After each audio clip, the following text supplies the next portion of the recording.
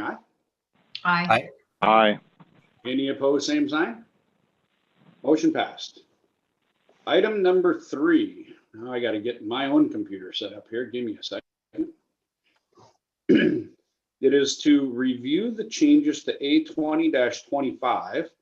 It's a text amendment to the A Agricultural District Standards and to consider a conditional use permit for construction of a warehouse and a seasonal sale of retail goods, i.e. fireworks, on an area within the northeast quarter of Section 10, Township 139 North, Range 50 West, Mapleton Township, Cass County, North Dakota, black powder. Thank you, Mr. Chair. This is a bit of a technicality, as this body has both approved A20-25 and A20-24. City Commission pushed for A20-25 and denied A20-24.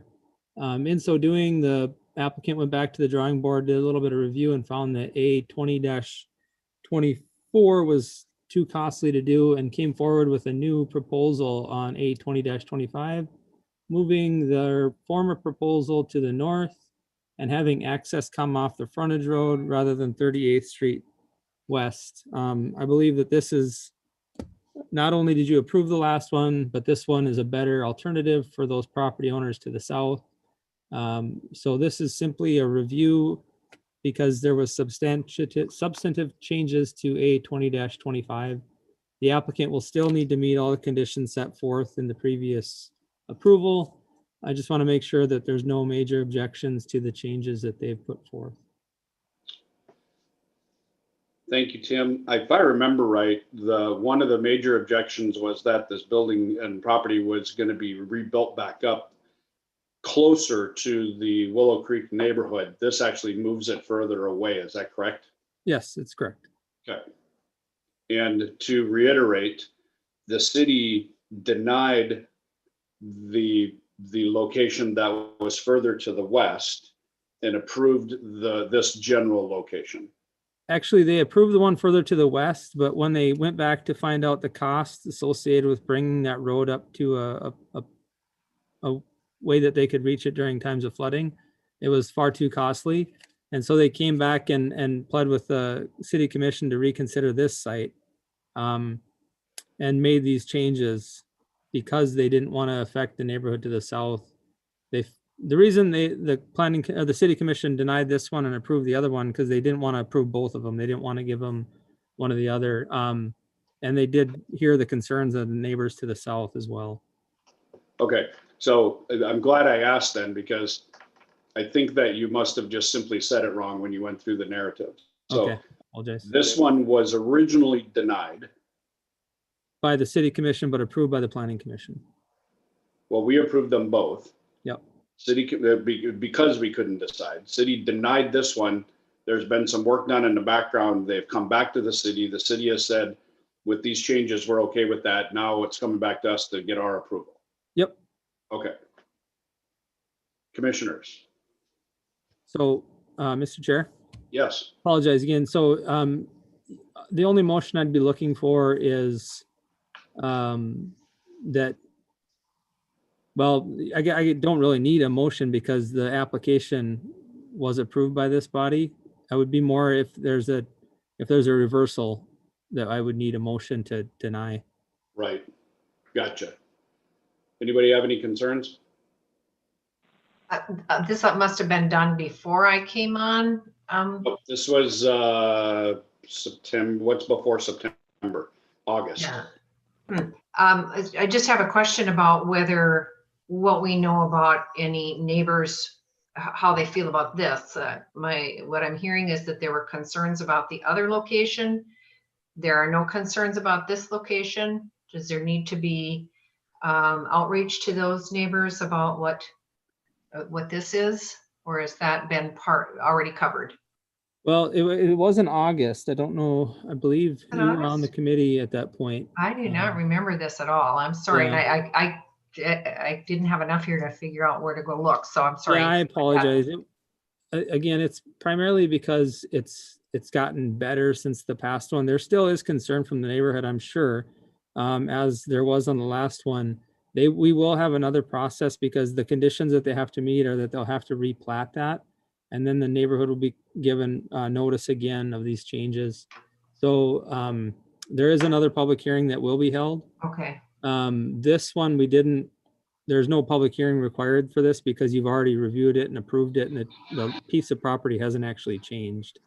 So to meet their conditions, they're gonna have to plat it, and then during that process, there will be another public hearing. So when they actually kind of design the site. okay. And if it was August, I think that's the meeting I missed, so I'm sorry. that's why this doesn't ring a bell, but Oh, that's cool. Yeah, so long and short of it is, we've already, I'll just to catch you up, Laura, there were two plans that were brought forth. This one was the preferred one by the developer or by the fireworks owners. The other one was a distant second backup plan. The city, we approved them both because we didn't want to get in the middle of that particular fight because it involved a bunch of diversion things and everything else. The city approved the distant second plan until they found out it was going to cost a fortune to raise the road for them. And then they came back and said, all right, we'll approve this one if you move it. So it's moved further away from the residents at this point. so we would be giving, I guess kind of, at this point, it's choosing between the two because this is the proposal they want to go forward, but there's still going to be more detail to come back to us that will enable that at that time there'll be a public hearing. Yep. If I understand that correctly. Yep. There'll be another public hearing. Yep.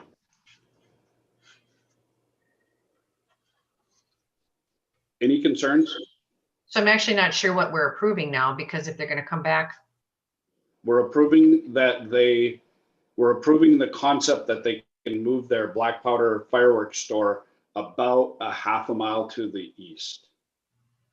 Willie, actually, you really aren't approving anything. It would be if you disagreed with their movement of it, then you would ask for a reversal. You would recommend denying the new alternative. Otherwise, you don't need to do anything. so you don't even Right. need a motion. Nope. Okay. Anybody got a concern with that? I have no concerns. I was there. This is consistent with what we had approved. Yep, me too. All right, we'll move on to number 4 then. Item number 4 is a public hearing. It's A20-28. It's a conditional use permit for an oversized accessory building in a residential district, 4801 2nd Street East, Lot 5, Block 1, Lot 5, Lot 1 of McMahon Estate, Second Edition, City of West Fargo, North Dakota, West. Okay, this application was received in order to accommodate the ability to construct an accessory building greater than the permitted 1,000 square feet in an R1E rural estate district. The R1E district allows for larger structures as a conditional use, provided it is in character with the development pattern of the subdivision. The request is to construct a 30 by 50 under 1,500 square foot addition onto an existing 24 by 28 accessory building for personal storage in a rural estate district. The applicant has provided a site plan which shows the new accessory structure will be built in the rear yard with setbacks of 25 feet. The square footage for the proposed structure will be 2,172 square feet. The applicant has indicated the structure would be built with seamless siding and brickwork, which will match the exterior of the existing house on the property. They also propose architectural shingles. Elevations of the proposed structure have been provided. In regards to the criteria for granting a conditional use permit, staff does not note any concerns. Property owners within 350 feet were notified and no comments have been received. Staff recommends approval of the proposed application on the basis it is consistent with the city plans and ordinances, with recommended conditions of approval as follows. The accessory building is constructed of the same color and materials as the primary residential structure. A signed conditional use permit agreement is received. Again, this is a public hearing. There have been no comments received from any of the property owners within 350 feet. Thank you, Lisa. As Lisa said, this is a public hearing. Are there any comments from the public?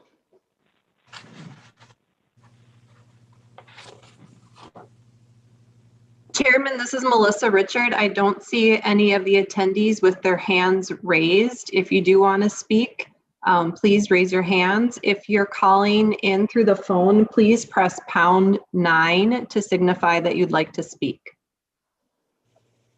Thank you, Melissa. Any comments from the public?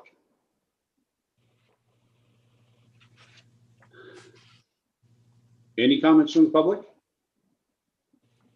Well, hearing none, we'll close that portion of the hearing. Melissa, please let me know if anybody raises their hand that needs to speak. That'd be fine. Yes, sir. Commissioners. Chair, I'm sorry. Question. I just realized Mike Thorstead was trying to attend as an attendee and not as a panelist, so hopefully he chimes in here soon. Apologize for that. Forgot he was on our planning commission. Mr. Cole. Oh, yeah, yes. Lisa, which property on this map was the one we just got through? That one there? Yes. And my recollection is there was quite a bit of feedback from the neighborhood on that. And one of the conditions we placed was a reduction of size of what he had originally proposed, that homeowner. What was the square footage we ended up at? We ended up with a 2,000 square foot structure.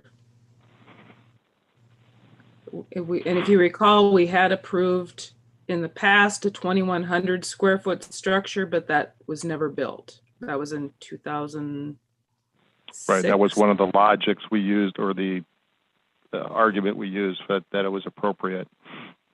Correct. And we did notify some of the same property owners. And nobody said anything on this one? Correct. We received no emails, no phone calls. And they were notified twice because when we originally notified them, we weren't aware that we were going to go virtual. So all those property owners were notified again with a link to the Zoom meeting. Okay. Is the property which had originally somewhat time back approved at 2,100 square foot on this map as well? I believe it's one of those to the north of where the previous conditional use permit, the one we approved last month. It's Yes. I believe it's one of those to the north. One of those three on the north side of 40. Right. I believe it's in the cul-de-sac, and they ended up building I want to say 1,000 square foot structure, maybe a little smaller, Okay. instead of the 2,100. Okay. Yeah. Tom, I don't know if were you here when was that the one you were missed when we were discussing that? Or is that the one you were in? On it twice. I don't know if there was a third time. That was the second time. I'm with you a little bit. I'm a little flabbergasted that there's gnashing of teeth on one and no comments on another. Yeah, because I think the original size the guy requested was like 2,500 or something like that, in that range, 2,800. 2,400. 24. Thank you. So it's in the same scale.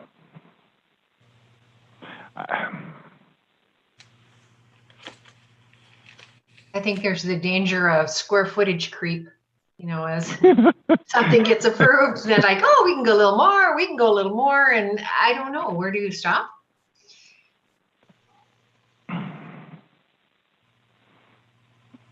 I have an opinion, but it's probably not popular. I mean, these folks buy large lots for a reason.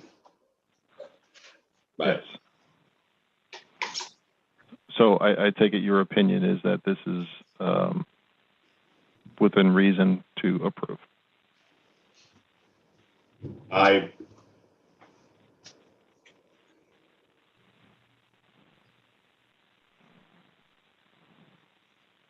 How big is the lot, Lisa?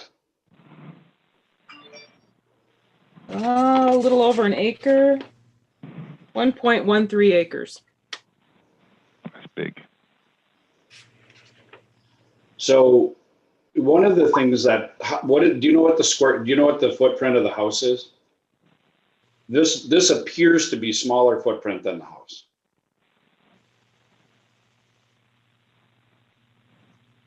Well, and this is an addition onto a detached structure. One of the concerns that they had with the previous application, which we didn't take into consideration because it wasn't part of the conditional use permit process, was the other applicant was proposing a 2-story structure. And there were concerns from the residents about the height. It could be that this is, a single story and they're not as concerned. I guess I have no idea why we had so many concerns from the other property owners and none for this one. And maybe it's also the location, it's more secluded. That's The other one was kind of, that was one of the things I noted is it's not the first thing you see when you drive into the neighborhood. yeah. I take it a garage is not considered an auxiliary structure. So it's not like you have the square footage of the garage plus this new structure, which are together. We don't consider the garage square footage. I think that's what adds up to 21 something. Oh, and it does. You're right. One would have to do that math, wouldn't they? Okay. Well, okay. So to be fair, that isn't really true. That 24 by 28 is a separate garage from the house. That 24 by 28 is So what's not the definition of an auxiliary structure? a separate building. Detached garage and auxiliary structure? Yes. Okay.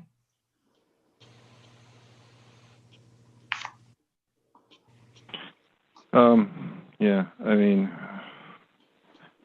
does anybody have any other questions? I'd be prepared to make a motion if is there no other dialogue that's required. I don't want to cut anybody off. I move to approve as submitted with the conditions noted by staff. How many were there? 2. 2 conditions noted by staff. Seeing no objections from the neighborhood. Second that. It's been moved and seconded to approve the application with the 2 conditions noted by staff. All in favor signify by saying aye. Aye. Aye. Any opposed, same sign. Motion passed. Item number 5 is a public hearing. It's A20-29. It's a conditional use permit for a home occupation dog grooming that has customers coming to the site at 815 12 and a half Avenue West, Lot 3, Block 2 of Lensmeyer 4th Edition, City of West Fargo, North Dakota. Adventure with JJ. Thank you, Mr. Chairman. So the applicant is seeking to operate an existing dog grooming business out of her home. The dog grooming business will be by appointment only, and overlap of appointments will be minimal as to assure adequate off-street parking. The dog grooming business will be operated out of the applicant's garage. Section 4-448 of the city ordinances under supplementary district regulations lists provisions for home occupations for which this home-based business would be subject to. The applicant has indicated that she wouldn't have any issue adhering to the ordinances. Section 448-10 states that as a conditional use, the city may consider a home occupation use which has customers coming to the site. It further states that the city may place any conditions on the home occupation as deemed necessary. Home-based businesses are required to provide off-street parking for customers in addition to the 2 required spaces for all single-family residential units. And according to the site plan, the property can accommodate up to 3 vehicle on-site off-street parking spaces, including 1 space in the garage for residential use. The applicant has been provided and has no concern meeting the full list of requirements. property owners within 350 feet and applicable agencies and departments were notified. We did receive 3 different comments. There was one comment that was emailed to us with concern having to do with parking on that street.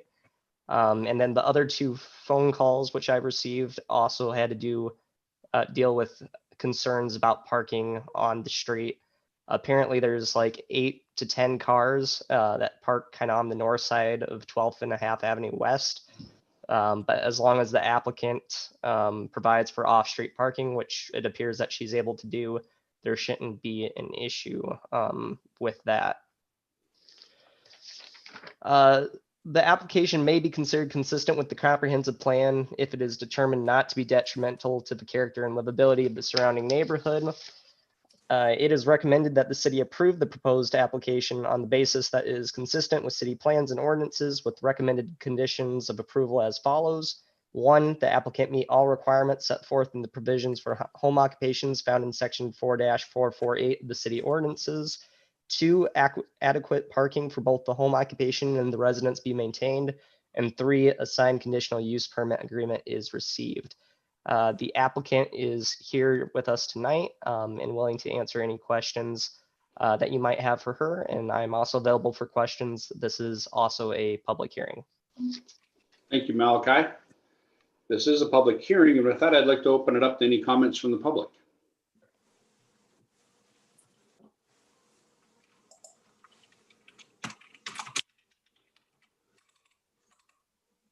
Are there any comments from the public besides those that we have in front of us?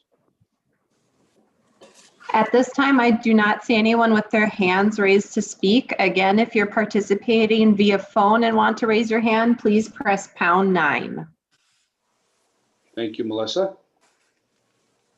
Any comments from the public? Well, seeing none, we'll close that portion for now. Again, same rules apply. If you have a comment along the way, please raise your hand. We'll make sure you're heard. Commissioners. Say, I think I just got on. Are you able to hear me? Yes, sir. Hello, Mike.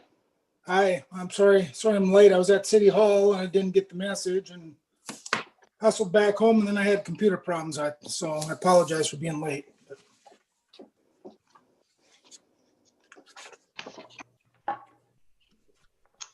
I guess I have some questions about the parking. There's a requirement for 2 off-street for the residents and then customer parking off-site. As I count this, there's 3 potentially off-site spots. So 1 would be in the garage and then 2 in the driveway, in essence. If the property owner has 2 cars, that would leave 1 spot in the driveway for customers. I see there is a reassurance that appointments would be, overlap of appointments would be minimal. I would think it's possible that that doesn't always adhere. Having had a dog groomer, myself, cat groomer actually, that was in a residential area, there were often 2 of us, 1 coming and 1 going, meaning there would be a need for 2 spots. So I'm envisioning that there is a need for 1 off-site parking space. I don't know if the applicant would like to comment on the availability of the residential parking or anything about that.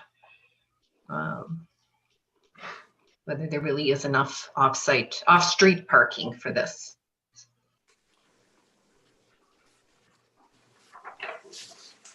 Jessica, did you want to take that? Or, I mean, I guess I can take that question as well.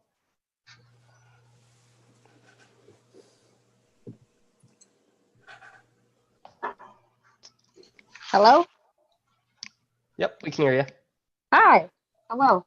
So I haven't run into any issues yet with parking. Everyone either, if it does happen to be 1 person picking up, they park behind the other person and then they leave right away. Otherwise, I don't have two people staying or anything. I'm sorry, that was hard for me to understand. Could we hear that again, or could somebody repeat that? You can't hear me very well? I can hear you now a little bit better. Yeah. Okay. I haven't run into any issues as far as parking. I only have one person at a time. And then if I do happen to have one person picking up, they do park behind the other person that lives here, but it's only for a couple minutes and then they leave.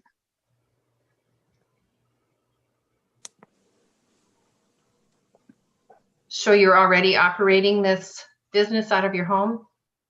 I only have a few people.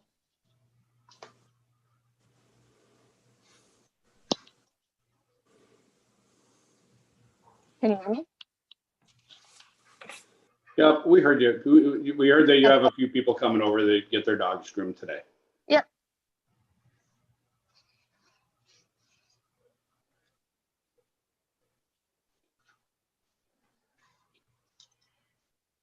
There were other public comments about potential for barking dogs and for disposal of wastewater.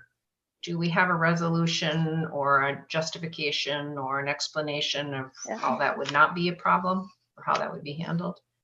I wash dogs in my house, so we use a tub.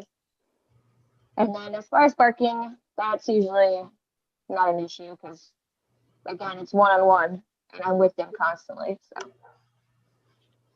And then for our noise ordinance as well, as far as loud noises or things like that, it's usually under just basically times of day where it could be considered a nuisance. So usually at night, which would be after operating hours.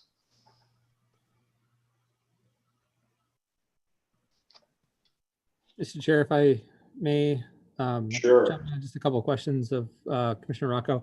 So one, Jessica, the fact that you stated that you're already running the operation, you'll have to cease that. We haven't approved this yet. So if you are having customers come to the site, that's not a permitted use. The second, as it pertains to the wastewater, we do have a environmental health practitioner at Public Works that can review if there's any concerns on that, and we can certainly have that answered before City Commission. Thank you. Yep. I have a couple questions, if I may. Go ahead. Number one, it's a twin home. Has there been any feedback from the neighbor? They're going to obviously be the most directly impacted. And B would be regarding the overlap of appointments and whether or not the dog owners stay there with the dogs so that the dogs aren't being kenneled or whatever for any length of time so that there's overlapping appointments.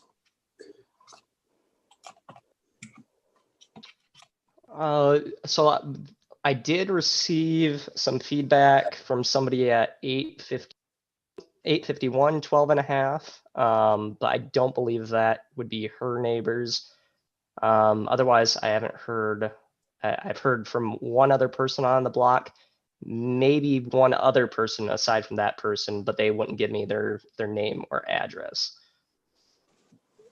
Okay, so no direct feedback from their their conjoining neighbor. No. And then what was your additional question? Other question would be as far as when people bring their dog to groom, do they have to stay there, bring the dog in, take it back? So there's not a time period where she might have multiple dogs, in waiting for their owners to, pick them up again. Because obviously there'd have to be a plan as far as housing them, which, could possibly create a nuisance for the neighborhood. Jessica, do you want to answer that? Yeah, they. Whoop, we lost you somehow.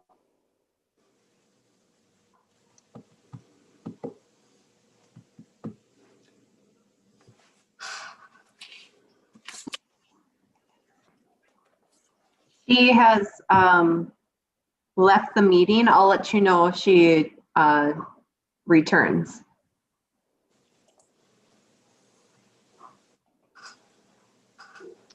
Okay. Well, it did not sound as though she was leaving the meeting. It sounded as though she may have gotten knocked off of the meeting somehow, to be fair. Yes, you're right. I apologize. That was, oh, here we go.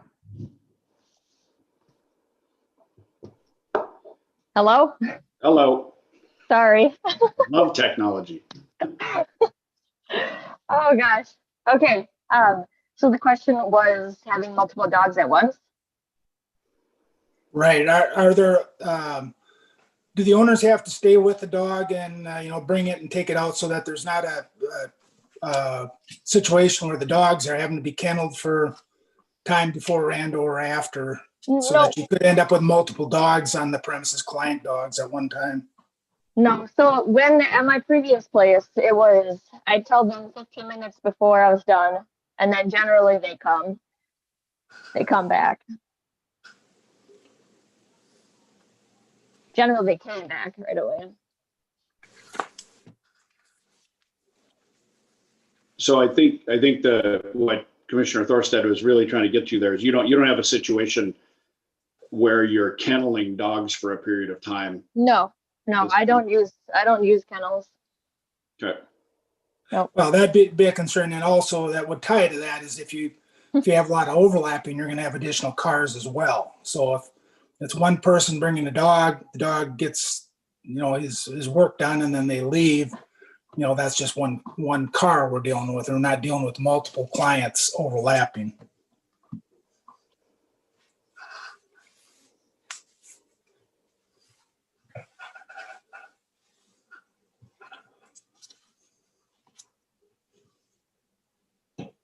From my perspective, I think we do need to make sure that there isn't something we're inadvertently violating from a disposal of the water perspective. Parking seems to be adequate. I don't envision any, there are those that wrote in that argued that parking may not be adequate, but I would say that as a resident of the neighborhood, they get the right to their parking as well. Doesn't sound like a noise ordinance is a thing. So I guess from my perspective, I'd like to just make sure we don't have a disposal issue. Other than that, I'm okay with this.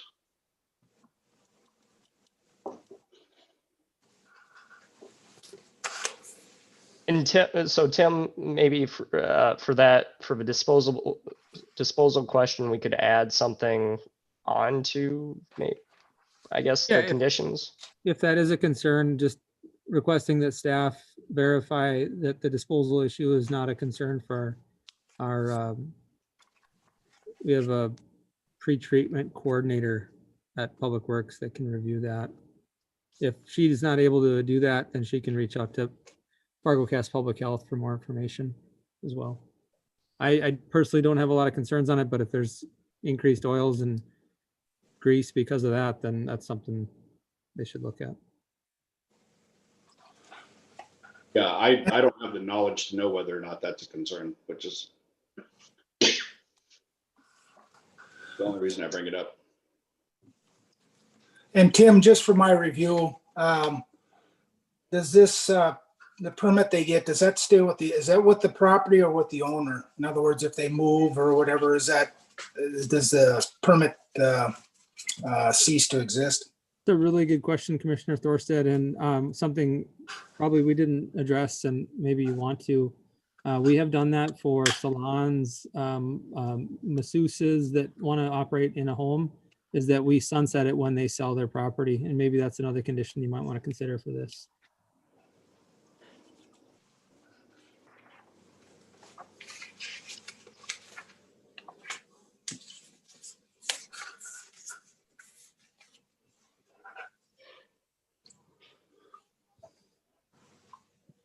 Yeah, Tim, as a separate subject, I'd actually like to see that added in as a standard for any kind of a home-based business.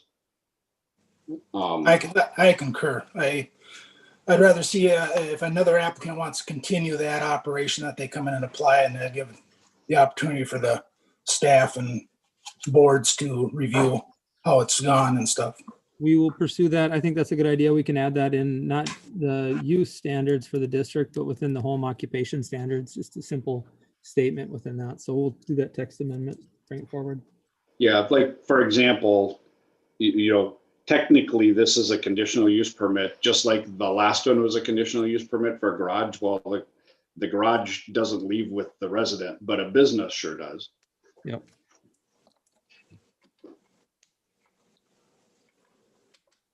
All right, anything else? I would accept a motion.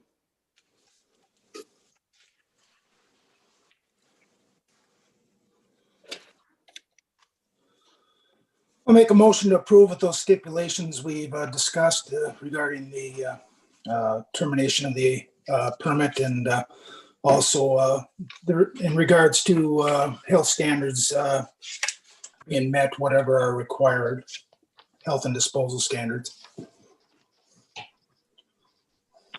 I'll second that. All right, thank you. It's been moved and seconded to approve the application with the conditions suggested by staff, along with the 2 additional conditions related to sunsetting the conditional use permit upon removal of the operator, and on verifying that we have no issues with disposal of materials. All in favor signify by saying aye. Aye. Aye. Any opposed, same sign. Motion passed. Thank you, Jessica. Item number 6 is a public hearing. It's A20-30, the Wilds North Pond First Edition, a replat of Lot 1, Block 1 of, I can never pronounce this, Tevye, is that right? Yeah. Tevye Edition, Lot 1, Block 1, Schatz Ranch First Edition, Lot 19, Block 2 of the Wilds Fourth Edition. It's a subdivision in the southeast quarter, Section 31, Township 139 North, Range 49 North, and rezoning from P public facilities to A agricultural of a portion of the proposed Lot 3, Block 1 of the Wilds North Pond First Edition, and from P public facilities to R1A single family dwellings of a portion of Lot 2, Block 1 of the Wilds North Pond First Edition, City of West Fargo, North Dakota. Try to say that 3 times fast. I believe Tevye is a Fiddler on the Roof reference. So this is a city initiated plat. It was brought to the attention of our city engineer that when both of these 2 sort of unique properties were platted, we didn't treat them like we treated the other residential properties in the area. They did not have access to the pond like the other properties do. And when they went to drain some of their stormwater into the pond, it was found that we couldn't issue a utility permit. Well, we would have had to issue a utility permit, and then we don't really have access to this. So we came up with some issues. The good solution is that we can give them the property, a portion of the property, and then maintain our stormwater easement on that property. And then they have access to the pond. So with that, we need to replat it. And then with replatting, we have some rezoning that we have to take care of. Believe it's a win-win, gives access to the property owners to the pond, which they have paid a portion of within their improvement district and are properly modeled to do so, and gives them access to drain into it. City no longer has to maintain this strip of land along the pond, so that's also a win for us. I don't have any negative comments. We did have a question from a neighboring property owner about the capacity of the pond to be drained for use of irrigation. There was some recollection by some of them that it was hard to fill it. They did have to fill it at a time of drought. So something we'll have to keep an eye on, but that's for Public Works and Engineering to keep an eye on. And if there is a concern, we would notify those property owners to refrain from pulling water from our pond. So with that, I'm available for any questions. Public hearing is scheduled. Thank you. Thank you, Tim. This is a public hearing. And with that, I'll open this up to any comments from the public.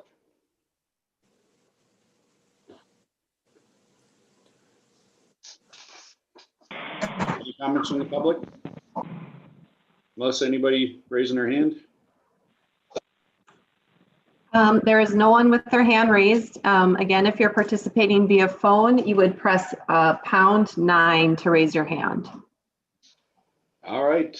Any comments from the public? Seeing none, we'll close that portion of the hearing. Commissioners.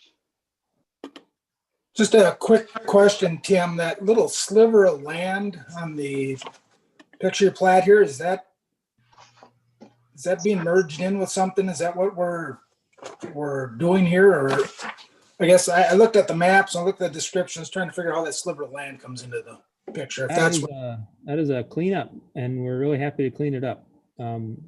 There's sometimes kind of corrections. So that parcel will be, is that what will become the private property? That will be included in the private property, as well as that area right here. Okay, so you're gonna go right down to the pond then? Yep, just like all the other residential properties. And Okay, well, that's kind of what I read in the dialogue, but the pictures didn't seem to match the dialogue, so I was a little bit confused. So, okay, I understand that. okay,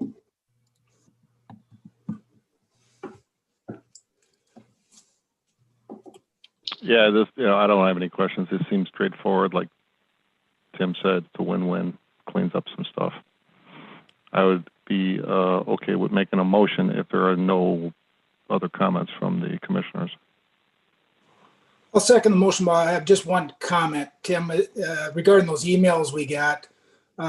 Is there any type of regulation regarding drawing out of there for irrigation, stuff like that? Are there city rules regarding that? Because obviously these are pretty large lots that could draw a lot of water out of there. So it's a legitimate question if people are drawing out of there to do some irrigation. So I don't know if that's regulated or not, if they can't even do that. well, it is a city utility, and so I would turn to Dustin if he's available to answer that about how he might regulate it. But I believe that it could be regulated because it is a city utility, and they would be drawing from it. And maybe John has comments as well. And I don't know if people are using it already for that, but it sounds like they might if someone's questioning if they're going to be able to draw that down. I don't know. I'm just saying it you could get into battle where one person's thinking these big lots, if they can, are sucking the water out of there at the expense of some of the smaller guys. But we don't have to decide that. It's just a question that came up. Yeah. Looking at those emails. There is a Victoria Chambers who is now an attendee who is now available to speak. Go ahead, Victoria. Hello, can you hear me? We can. Oh, awesome. Yeah, I was just going to say that our land is irrigated by city water or county water, I guess, not city, and with the rural county water, and also has well water. So we're not drawing from that well or from the pond. So which lot are you on, Victoria? The Tevier. Okay. One on the bottom. The bottom. Mm-hmm.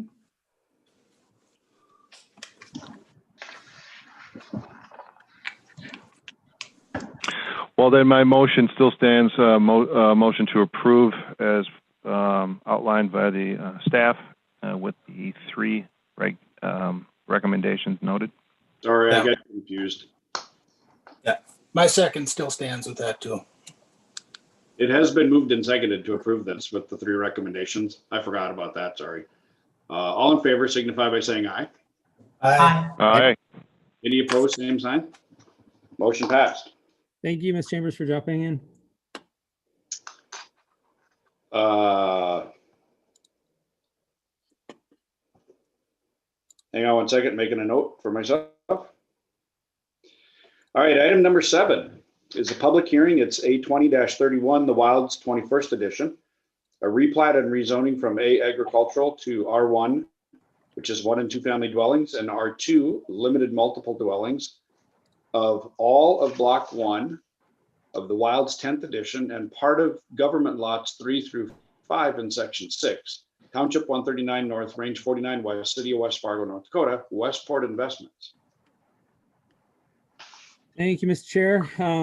This application was received to plat an additional 322 new single-family residential lots within the Wilds, 2 medium-density residential lots, larger in size, typical of pattern of development within here for the kind of the under 8-unit townhomes that Eagle Ridge has done, as well as a couple lots for public facilities. Right of way is adequate and consistent with patterns of development in the neighborhood. There's a connection made again to 11th, which connects into Horace down here. The right of way width accommodates local streets. 11th sort of acts a little bit like a modified collector. Modified collector in that it sort of picks up the traffic but still has access along, rather than restricting access. When we look at this large of a development, we typically do an inventory of homes in service and what are vacant in the city. You'll see in the staff report that we have a little bit of analysis on that. We figure we are at about 2 to 3 years of inventory.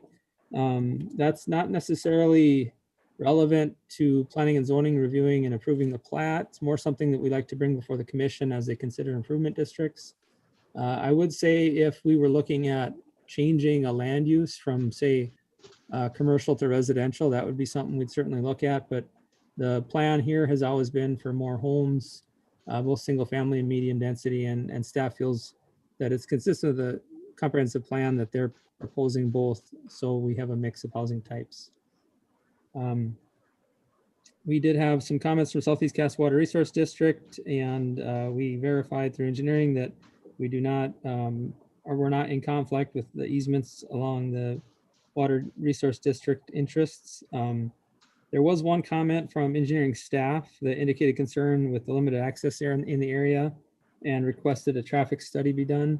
We have done some traffic studies in the area along Cheyenne Street, and as well as 52nd Avenue study that was done in Fargo. I do believe that we could kind of jump back on that and maybe look at the numbers coming out of that and see if there's any changes to it. We've not done that yet. The review committee, which is comprised of planning, public works, engineering, and public safety, can take a look at that. I think that's probably prudent. I don't know that it's major for the purpose of planning commission review, because again, this has always been in the plan to do this. It's more about what the improvements might need to be done along 52nd, Cheyenne, things of that nature, and not necessarily within this area. But I did add that as a condition within our recommendation for approval. There is a public hearing. The applicant is available for any questions that you might have, as am I. Thank you. Thank you, Tim. This is a public hearing, and I'd like to know if there's any comments from the public on this.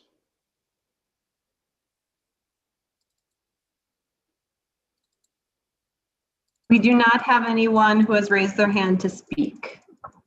Okay, well, as we've done before, if there is anybody that has any comments, please do that. I'll give us a little bit more time if there are any comments from the public.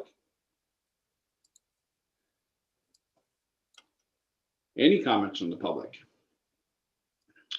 Seeing none, we'll close that portion of the hearing. Commissioners. Tim, I have a question. Recently, well, back not too long ago when I was on the commission, we approved the Wilds 20th edition, which is just to the east of this one. And a great deal of discussion was had about the linking up with Horace as far as the roads.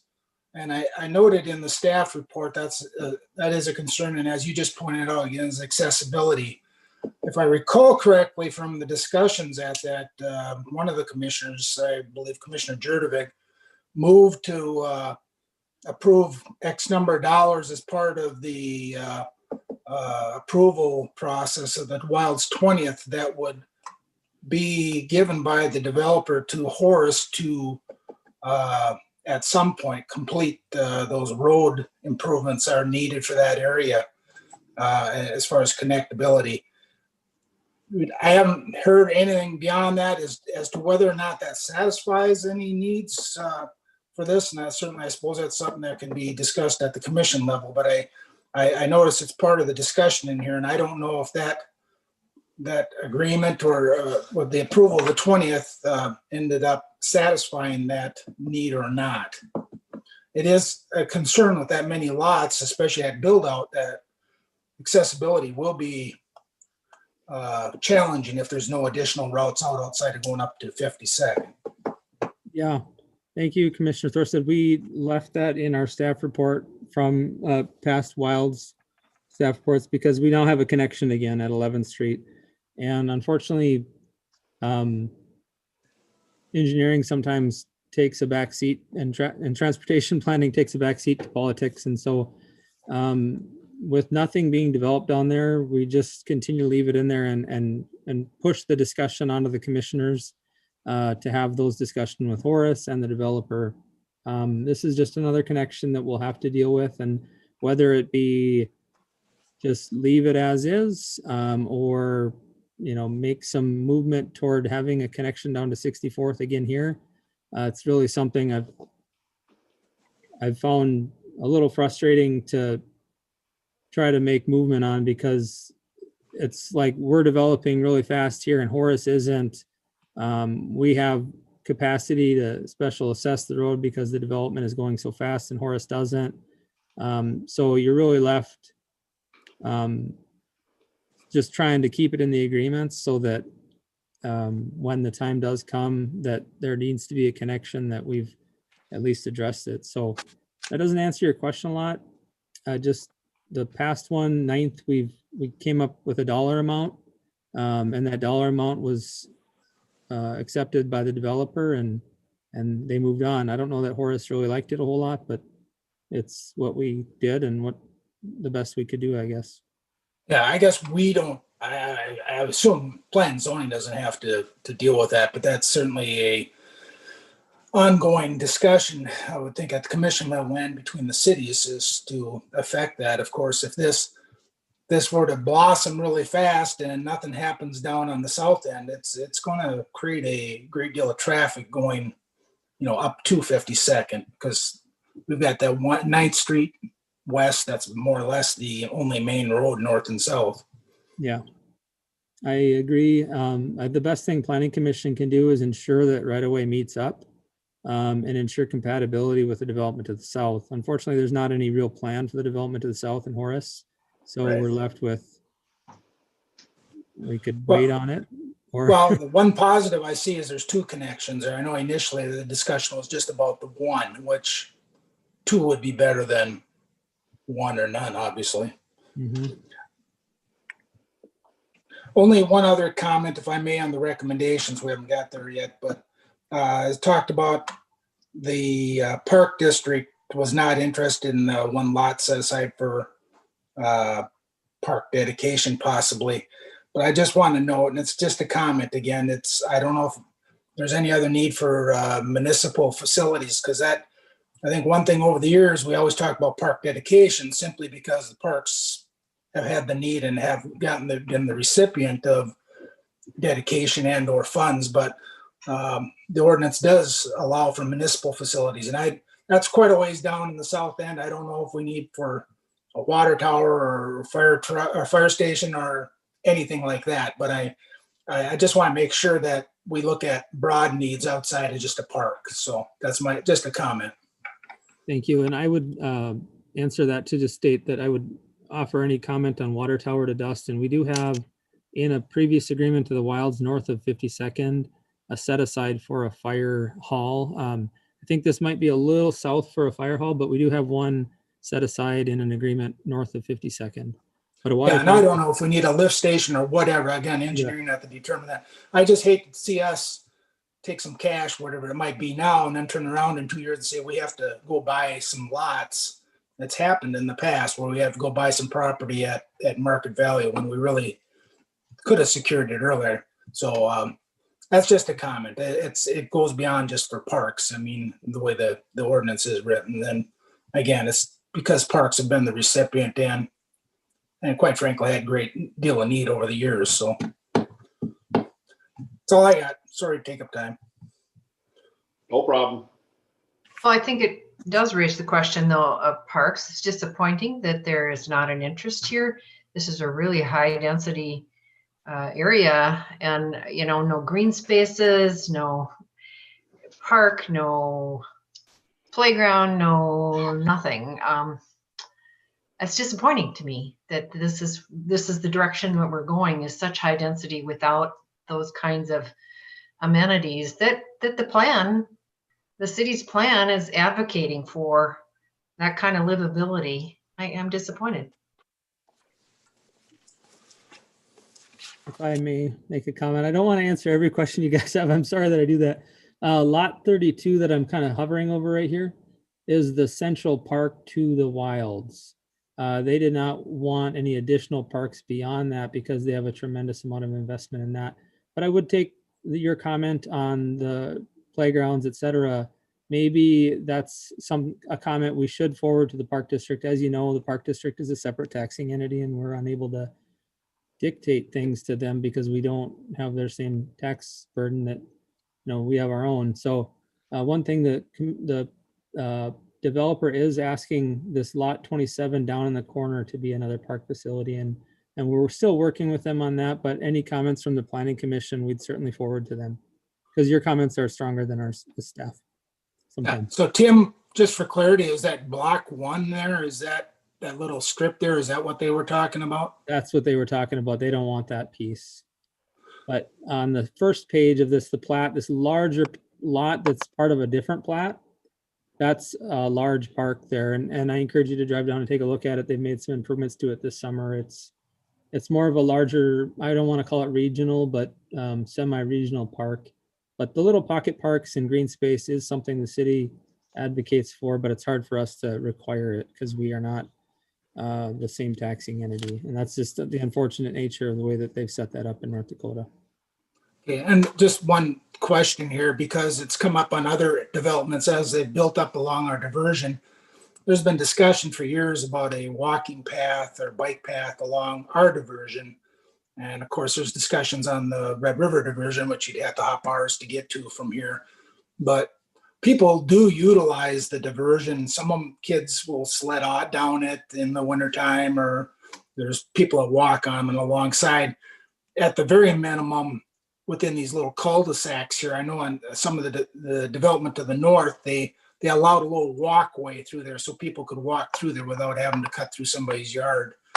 And I just, rather than have one big walkway, which they could, if that wasn't a park, but an alternative to that would possibly be just a small walkway, like at the middle part of each of those cul-de-sacs. Just a discussion item, because I know that was a concern before, is people don't want people cutting through their yards to access the diversion, West Fargo diversion channel, if they're going to walk along it or walk their dogs or sled down the hills or whatever they're doing. Yeah. Thank you, Commissioner Thorstad. So that is what they wanted to do here, a larger facility like is in Maple Ridge at the preserve. And that's where the Park District is kind of balking at that because of the investment to do that. And then this large amount of green space. I think you're right. Take that out, slide these lots up and get a little piece in there so we can get access to the diversion. That would be maybe the second option here. And maybe the Planning Commission doesn't feel comfortable approving the plat at this time because that's not on there. And they want to go back to the Planning Commission or Park before it goes to City Commission, or potentially you trust the staff to work with them to make those connections through a recommendation in any approval or denial. Kim, would it be helpful to have something from us, or would what's your preference in terms of, do you feel that the staff can carry that to the Park District, or would you like something from us? Yeah, I think a recommendation is great from the Planning Commission, and we would forward that to the Park Board. Just the small connections into the diversion, that can just be made as an added condition that we do that. That's just something that we as the city would have to maintain over the years. So yeah, I recommend a recommendation or an added condition that or comment is made that you like lot 27 as a park, understand lot 58 block 1 doesn't make a lot of sense as a park, but you still want to see connection to the diversion. Not to put words in your mouth, but I think that's kind of what I'm hearing. Question, is the city going to be maintaining that section of the diversion anyway? So Do they have to keep that mowed or whatever, the unplatted portion there in this map? It's owned by Southeast Cass. However, we're the superintendent. I don't know if Dustin can answer. I don't think we mow it. I think Southeast Cass mows it. The little paths that we have up and down from Interstate South, we've, I guess technically if one of those paths were to deteriorate, we'd have to replace it. That's basically mowed for hay. They have people that hay it, basically. Yep.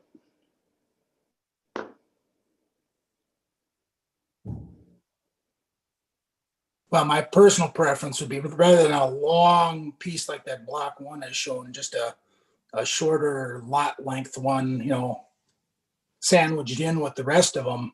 It's a lot less maintenance, a lot less length, and yet it accomplishes, in my mind, the goal of allowing accessibility.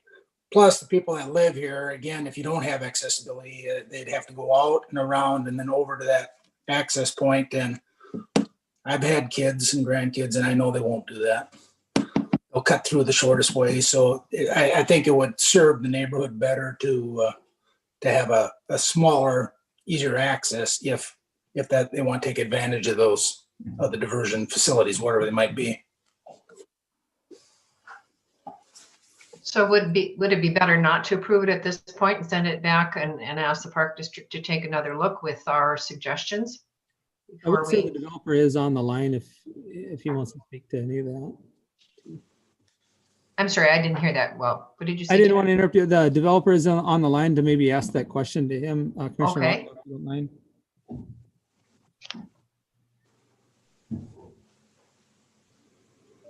But John, we can't hear you.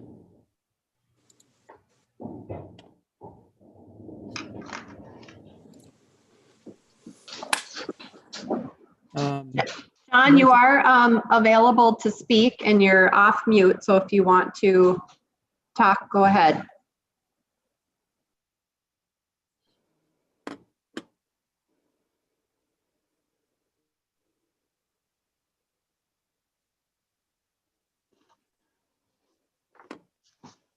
Is there a chance he's muted on his end?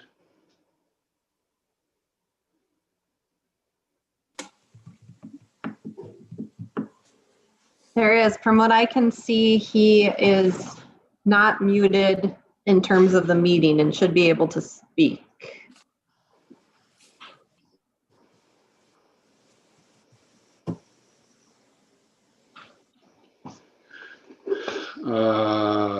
He says he's on the call-in line.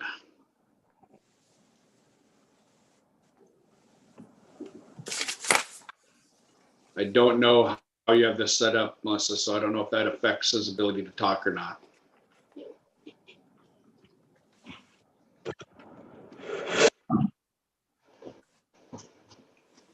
John, what number have you called in with? If you can type that.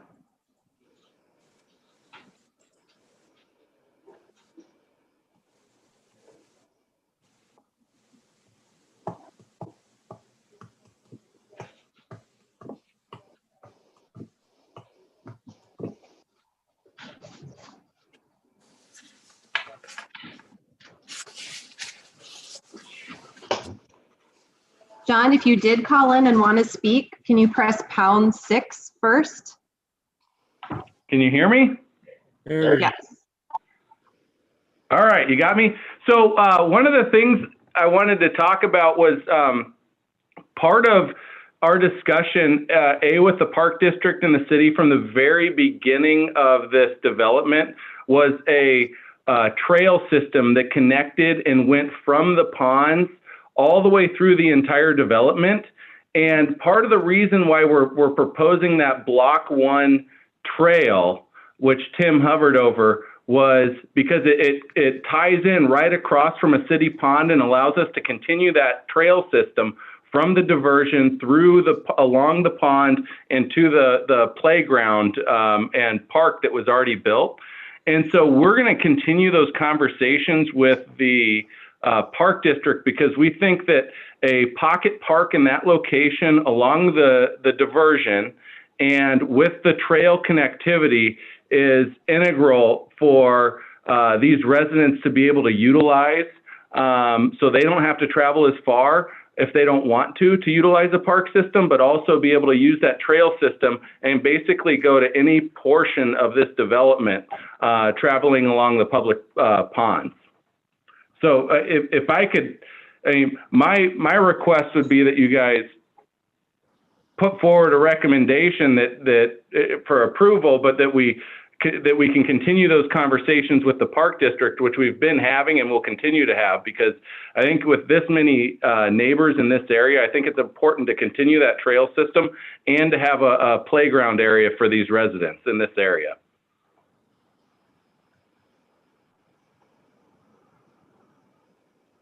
Thank you, John.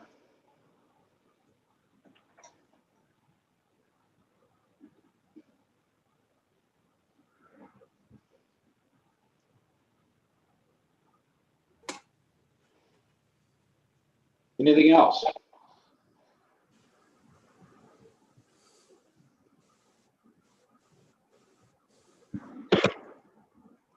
Well, I guess I'm prepared to move that we support this with the staff recommendations with the added, I'm not quite sure how to word this, but that this be remanded to the park district for further discussion and our, I don't know, urging of these considerations, and maybe Tim can come up with some good language for that, I'm sure.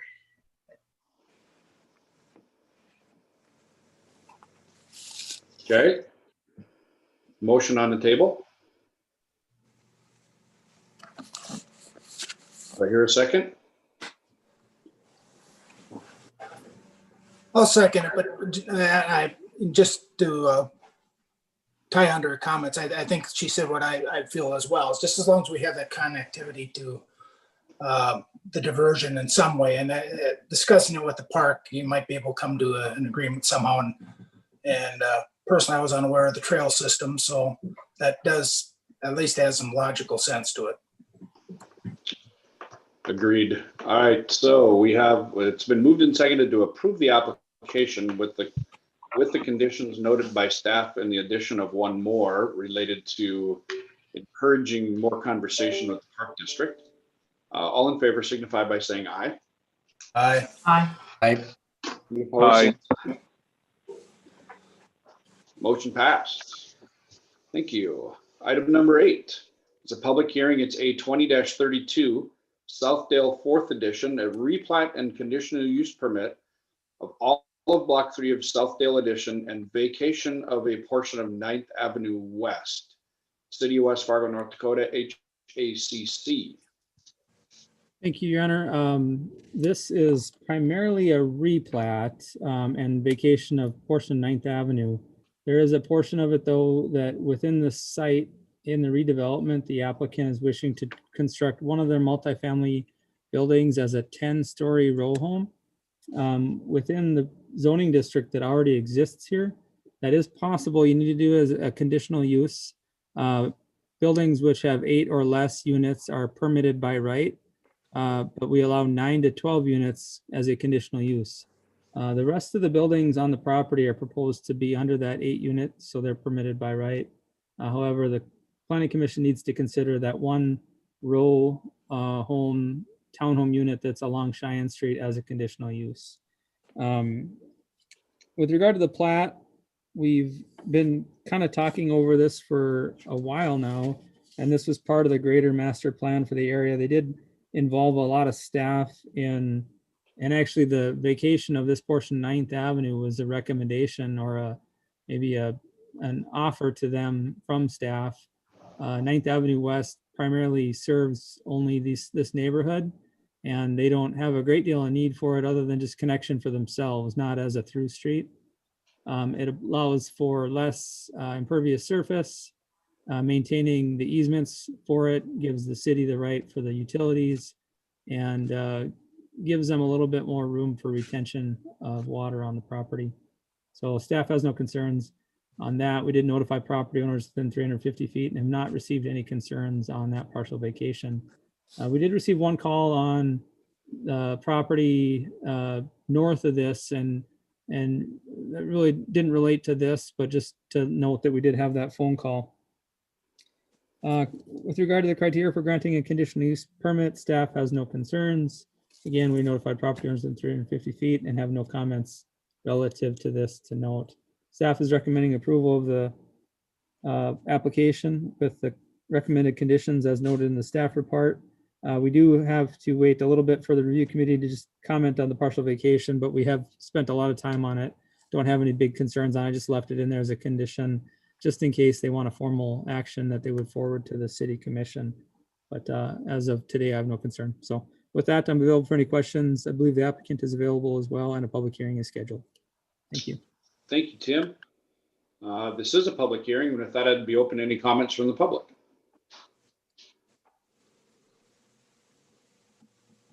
Are there any comments from the public?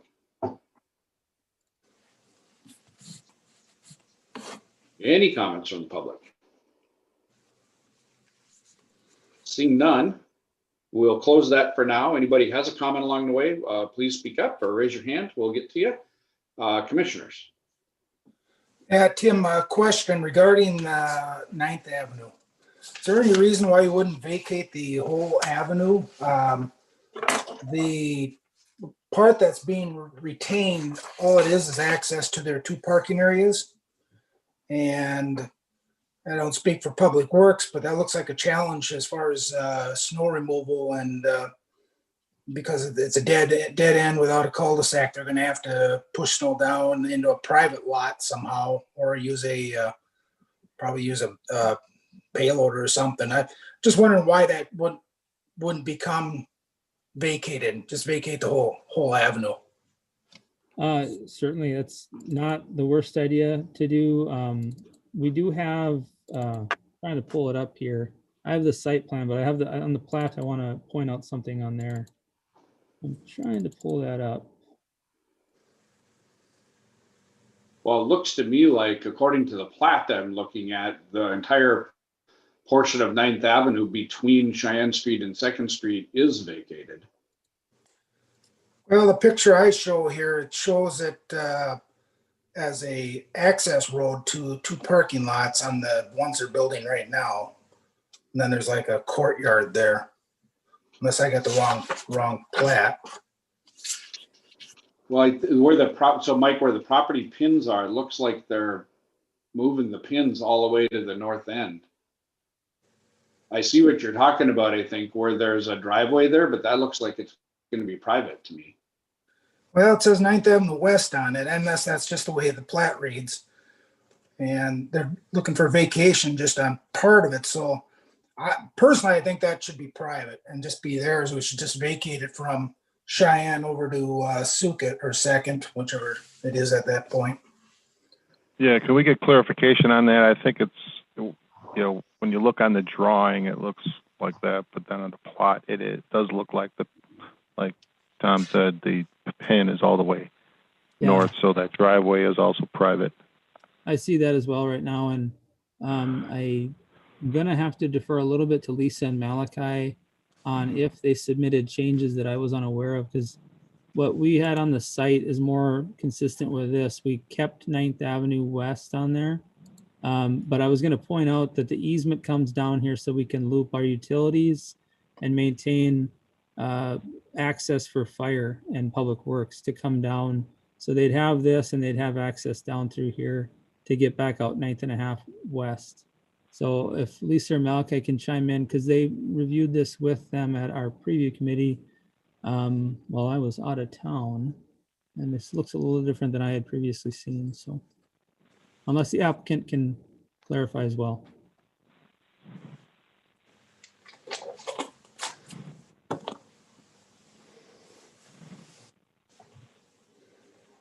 Tim, can you bring it back up on screen? Yeah, so here's the plat. This was not to be vacated, but it shows up on the plat. Not seen anything yet. Oh, sorry. This whole time I thought I was sharing. No, we were just looking up your nose. Okay, so I'm hovering over this portion here that now shows up as a full vacation of 9th Avenue West. The site plan here shows that this was not going to be vacated. This portion was not going to be vacated. So this is a little different than what we had previously talked about. Yeah, that's the one I'm looking at. Yeah. Yeah, I'm looking at the other one, I'm the asking site plan. and Malachi if at the preview committee that did they change, did they pivot? And I didn't catch that.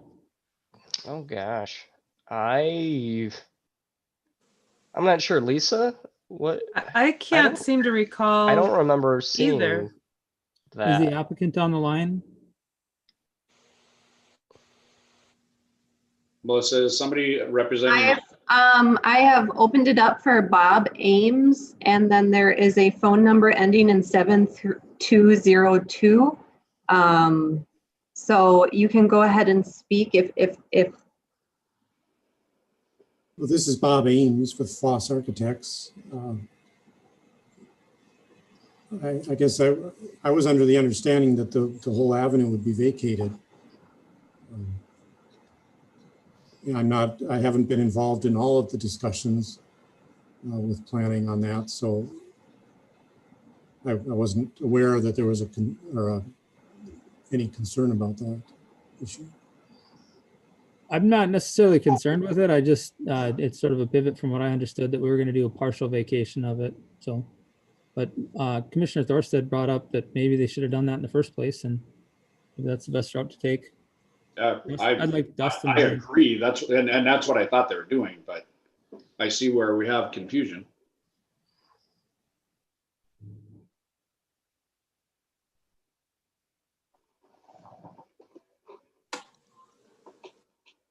Dustin, do you have any concerns or comments? You know, when I guess my question would be, if they're vacating the entire right of way, what happens with the utility that's in there?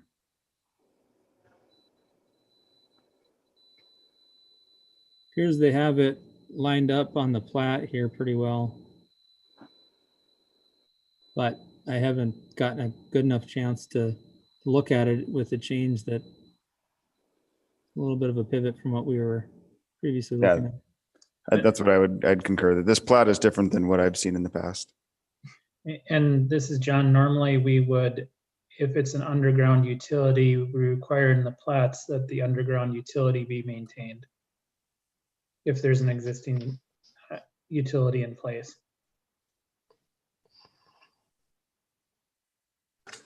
Yeah, looking at this on my computer, I would tend to say that even on the site plan, it appears as though the intent is to vacate that entire avenue, but I don't see anything related to utilities. So I would only have to assume that the city would have that right to figure that out.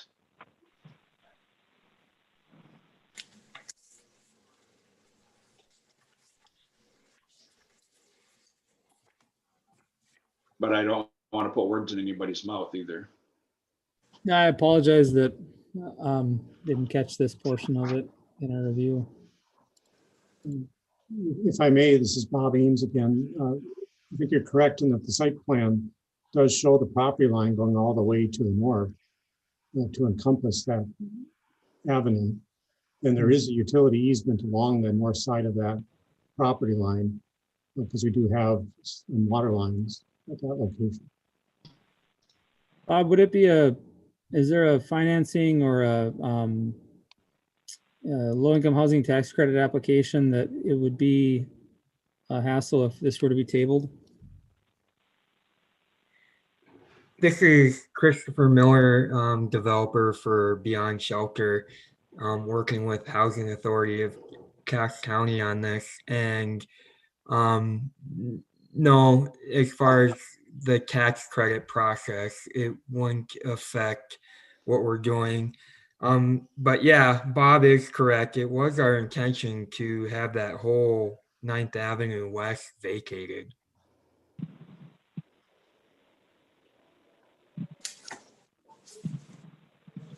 And I think somebody else might have answered the question. Are you saying that the water lines are actually on that in that small strip that appears like it might be an easement on the north side of the plat? I believe that's correct. Well, if that's the case and that's the utilities, then I think this does encompass everything that we're looking for.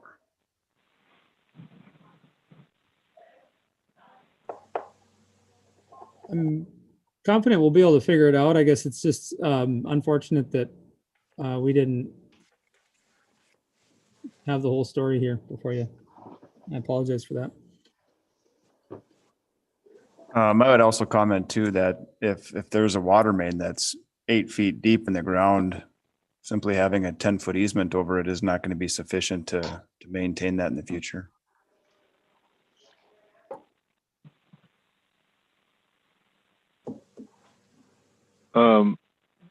So Dustin, are you saying that what it appears would possibly be insufficient?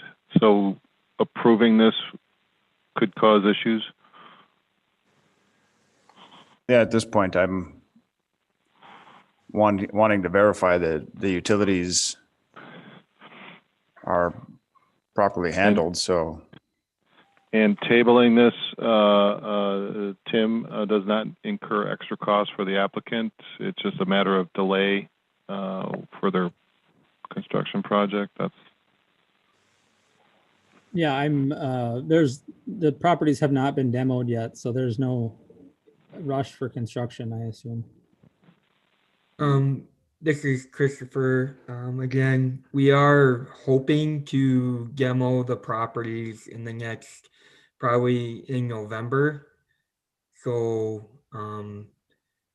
would we have to wait then until this is approved before we can demo those?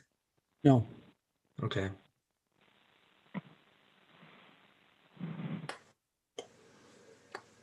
No, and Christopher, I really, I don't want to speak on behalf of anybody else that's on the call right now. I don't think there's any concern about the project. I think there's more of a concern about what are the details that we want to make sure we don't overlook something inadvertently. Okay. Yeah, this is Eric here. I guess while I would certainly agree with that, I think technically though, proceeding with a demo would be done sort of at risk because there's frankly no guarantee, I guess, that the plat gets approved. But all that being said, I don't hear any objections to things, right? Well, it's already a platted piece of property. I mean, if their plans are contingent upon the plat being approved, then you're correct. It would be at their own risk. But if they're just demoing it, there's no issue on us issuing a demo permit to them. Right. I guess that was just for the developer's sake. Yeah. If they have existing structures that they're using today for some purpose, demoing them as a precursor to building something new, just recognize that something new has to go through approval steps. Not that we're looking to stand in the way, but you know.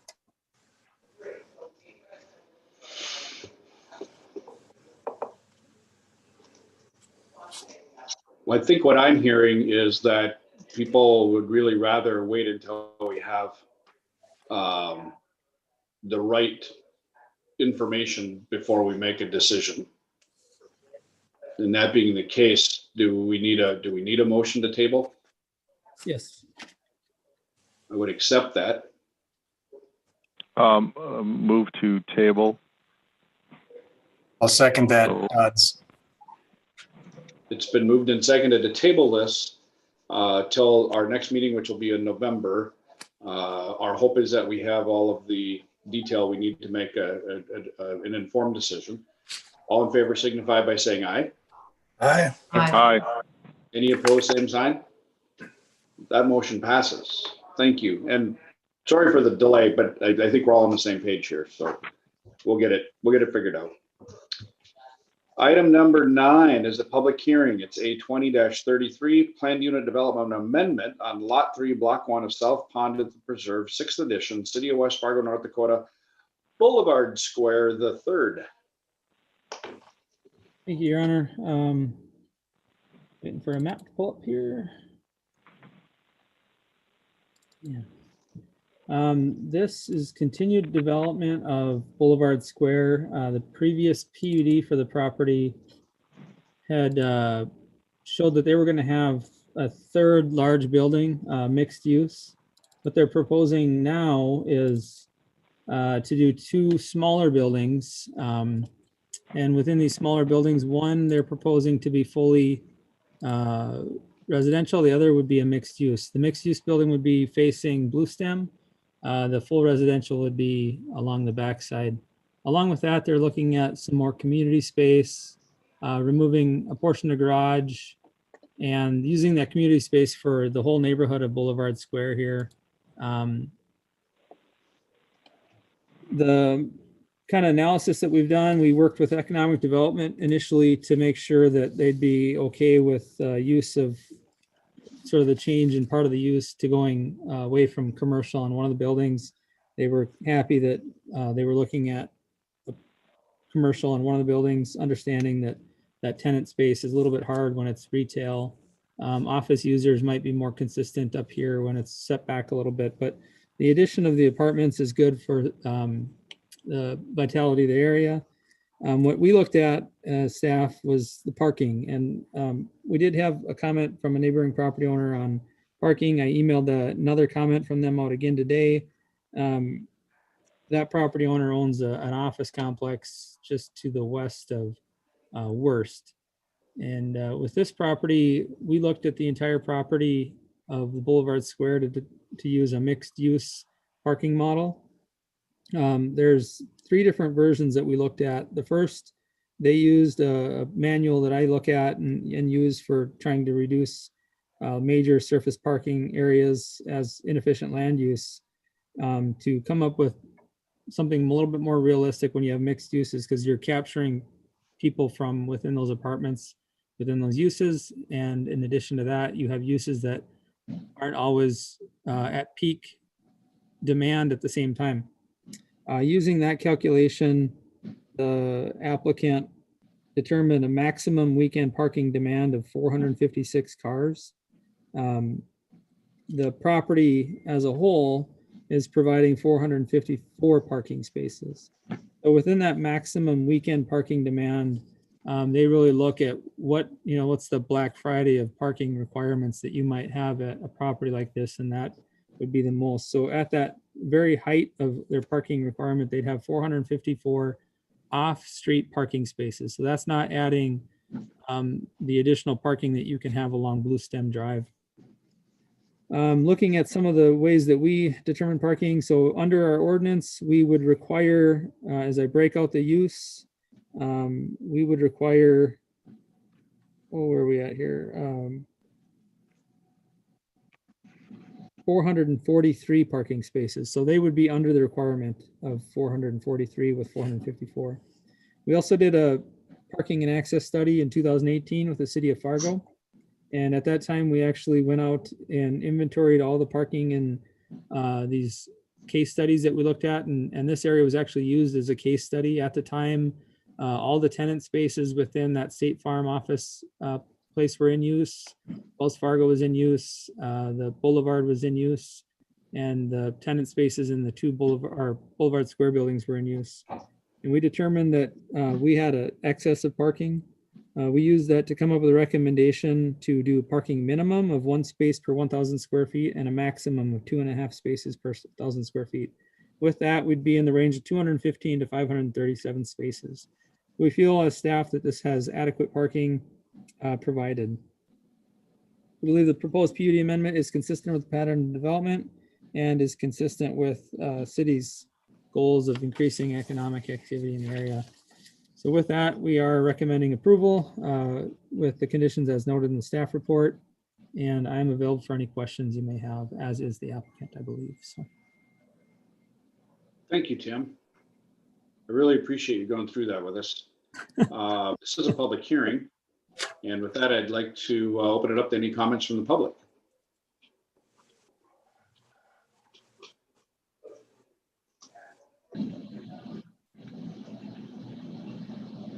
Are there any comments from the public? Sorry, I'm trying to look back and forth to get some notes here too. Any comments from the public? I do not have anyone with the raised hand, but I believe the applicant is on the line and is available to speak. Sounds good. Thank you, Melissa. We'll close that portion of the hearing for the moment. Commissioners. From my perspective, I think the only thing that I saw that I didn't like or I didn't quite understand was the parking, and Tim went back through that again really well for me. That helped me out. Anybody else have any concerns? Yeah, just for clarity, Tim, you said there's adequate parking on this new property to support the buildings there. They don't, without depending on the north development, correct? I think that's what I heard. No, all three of them together as a PUD we're treating as one. So they share parking amongst themselves. So yes, they are dependent upon each other. Is the same ownership group? Yes, and as an approval as a PUD, we can require that shared parking occur. Okay. It didn't look like it had They enough can't on their restrict site. each other from not parking on the whole lots. The condo association that maintains this would have to continue to allow parking. If you're at the south building, you could park along the north building, middle building, wherever. And they currently do not restrict it. If they did, it'd be a violation of the ordinance that we approve as a PUD. So is that a condition sorry. Go ahead. Is that a condition we should add?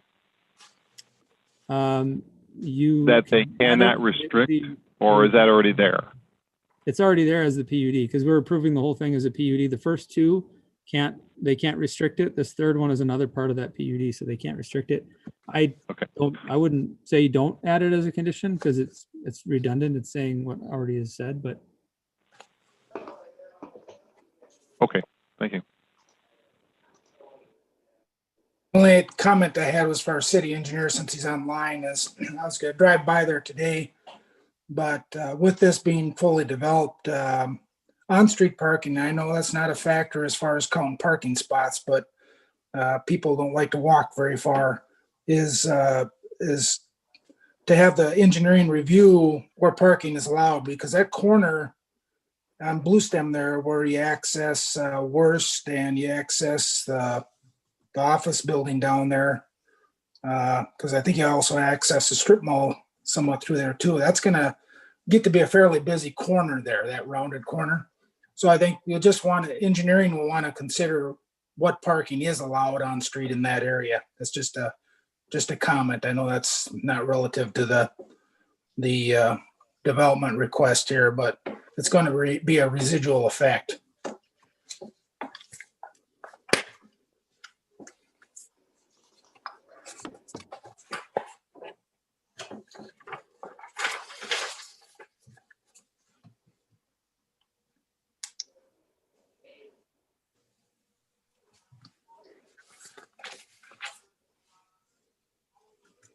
So I appreciate, Tim, how you explained the parking, because I was trying to go through these numbers and figure out how many new parking spaces are being added. And so your figure, I think you came up with 215 as a final figure, but that is not what is being added in the proposed development. There's 48 underground, and then 94 additional spaces, and I'm not even quite sure where they are. Frankly, I got quite confused trying to get through what it is they're proposing for parking and where it is.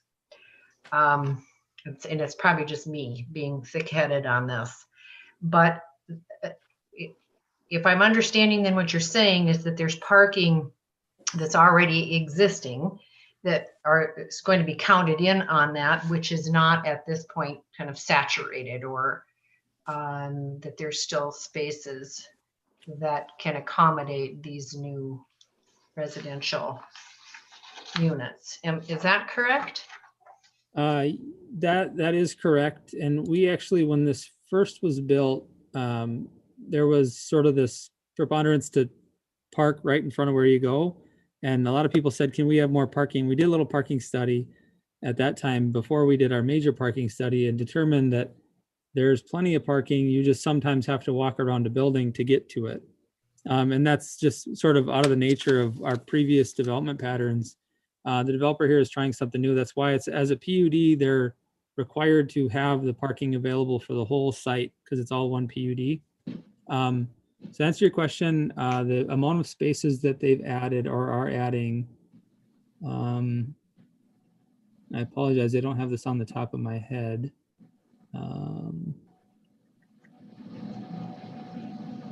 Brian, if you can chime in and help me out with what you're adding. I can add all this up, but you're probably right, it's around 200 and some. They will not only use that, but they will probably spill into what is available. So I'm using the full square footage of building 1 and building 2, which are up right now, all the apartment units that are in there, and then this phase 3 and phase 4. I'm considering them all built out, and the demand that those built out buildings fully inhabited have is less than what their supply is. So their demand of parking in 3 different scenarios, I believe, is at or below the required or what they're providing. With the exception of one calculation that says their peak demand on a weekend in one of their studies shows up that they are 2 spots short. But I say that if it's peak demand on a weekend, biggest, busiest time, then you can spill out into the street. Yeah. The street has, that street is a wide street, it's 40 feet wide. You could actually accommodate parking on both sides of the street. I'd agree with Commissioner Thorstad that around that corner, you certainly wouldn't want to, but up and down between 31st and the entrance, I think Larkspur is the name of that street, you'd have available 20 to 30 spots. So, and the reason behind that, Commissioner Rockout, consistent with the comp plan and consistent with our finite nature of land, it has been a position of staff and I'd say the commission too, because they've adopted the comprehensive plan to not waste land inefficiently with surface parking. And so we push underground parking, parking garages, and then being more efficient with our requirements for parking as well. Well, I'm surprised they didn't have more underground parking. That's fairly limited. Only in the 2 new buildings they didn't do it in the last 2. It was different. It's kind of a different world back then when we did the first 2 buildings and there wasn't as much underground being done. Because has it been 6 years ago now on that since we started this, and it was just kind of coming into play. So now obviously it seems like everything we do has underground parking.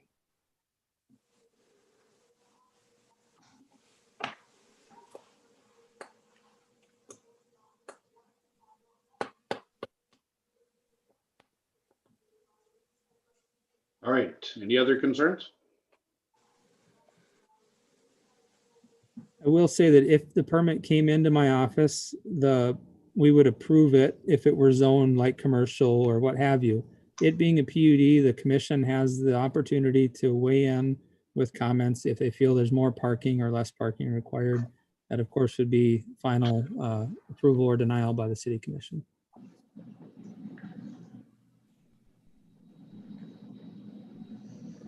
Dodd's here. Tim, I think you've done a nice job laying this out.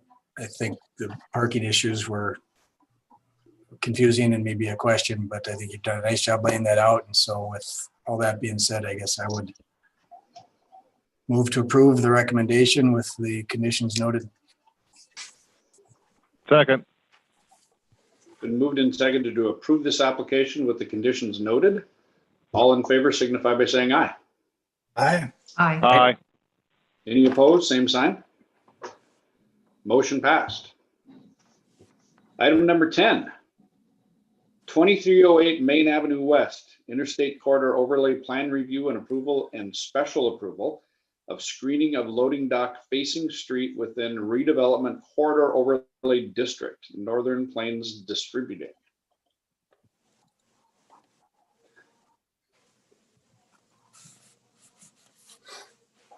Thank you again, Your Honor. we have the requirement to review building plans when it's within the interstate overlay district. They're laid out within that fact sheet. The things to look at, the one I would add though is within the redevelopment overlay, loading docks are only allowed on the side or rear of the building. Unless they have to have it on the front, they provide some sort of screening. So what the developer here has provided is a canopy, basically another part of the structure using this material that we provided for you an example of in the packet. Basically overhead doors, which are common along Main Avenue, to provide sort of a space enclosed that covers up that loading dock. So staff recommends approval. If concurrence from the planning commission, we would bring it to the city commission with the added condition that they meet all other building requirements. Thank you, Tim. Commissioners, any concerns? This isn't really a public hearing, so if somebody's got some concerns from the public, I'm not that guy to shut you off. So feel free to speak up, but I don't think anybody's got any concerns. Do we need a motion for approval, Tim? Yes, please. So move. Second. Then moved and seconded to approve this application. All in favor signify by saying aye. Aye. Aye. Any opposed, same sign. Motion passed. Tim, tell me about number 11. So, keep moving that along, please. Okay, we'll continue number 11. Anything non-agenda? Yes, I do have one on agenda. I did not have time to put this on the packet because we received it kind of late, but we have a little bit of a hurry on it. We do have an annexation plat that we are currently running through city commission. If probably nobody on this planning commission, maybe with the exception of Tom, calls this, but there's some annexation agreements for a few pockets of land within our area south of I-94 that have come due. Our city attorney has been directed by city commission to process this annexation for the end of the year because it's due in the end of the year. So this is a copy of the annexation plat. There is no requirement for motion or action by this committee. However, I'm bringing it to your attention. There is no major growth implications because it's all surrounded by growth. But I think it's just more of a courtesy to let you know about it. And if you have any comments formally that you want to provide to the city commission, we would be more than happy to forward them to them. Tim, would you please send me that plat by email? Absolutely. Thank you. So this is the last farm there along Cheyenne. Actually, 1, 2, 3, 4 different contiguous properties. Each one of them has some form of farmsteads within them. We have met with those property owners, with the exception, I think, maybe of one, John, that's a little bit harder to get a hold of. Yeah, and just for the commission's information, all of these parcels agreed through an annexation agreement that was mediated by an administrative law judge in 2005 to come into the city on December 8th of 2020. So this plat is really just implementing the administrative law judge's order. And so all of these properties were well aware that they would be annexed into the city.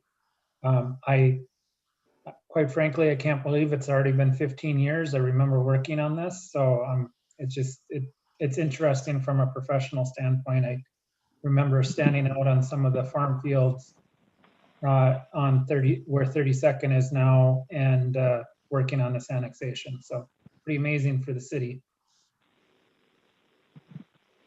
I do not disagree with that assertion, Mr. John. It's been craziness in the last 15 years. Okay. Thank you for the info, Tim. Thank you, and that's all I have. I'd accept the motion to adjourn. So move. Second. Been moved and seconded to adjourn. All in favor, say aye. Aye. Aye. Any opposed, same sign. Thank you all. Thanks for getting us through this tonight. Thank you for your service. Have a great night.